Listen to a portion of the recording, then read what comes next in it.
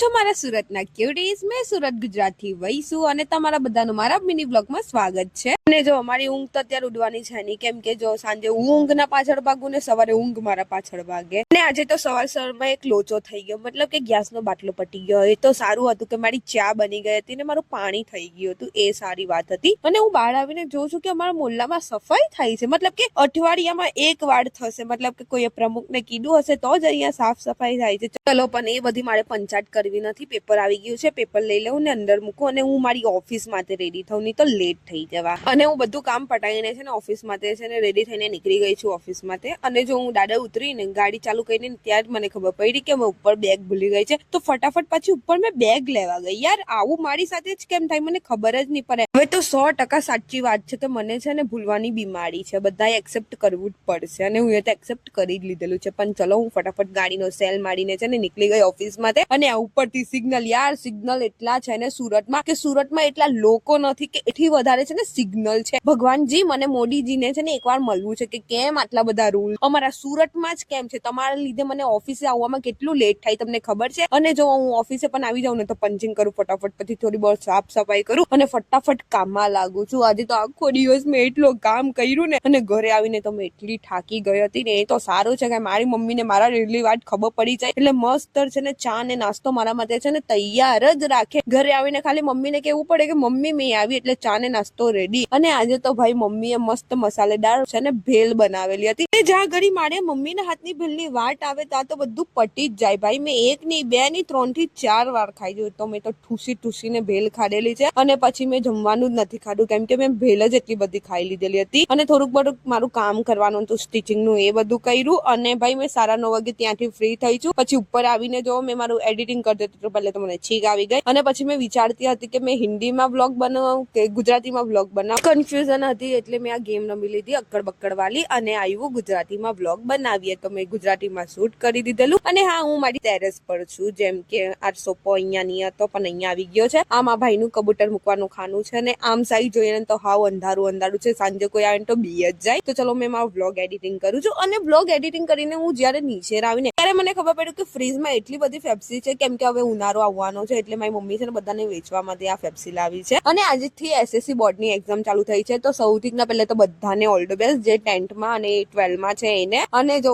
Pepsi લાવી છે તો હું કેમ નહીં ખાવ યાર, હું તો પહેલે ખાવા પેપ્સી, એમ તો હું ના પાડું પણ ખાવી જોઈએ, મને તો બહુ જ ભાવે। અને હું જયારે નાની હતી ને ત્યારે બહુ ચોરીને પેપ્સી ખાધેલી છે, એટલે હું કોઈને ના નથી પાડવાની છે, તો ભાઈ ખાવો। આજનો બ્લોગ અહીંયા સમાપ્ત થાય છે। આવી રીતે ડેલીના બ્લોગ જોવા માટે મને ફોલો કરી દો અને મારી યુટ્યુબ ચેનલને subscribe. Bye bye, good night.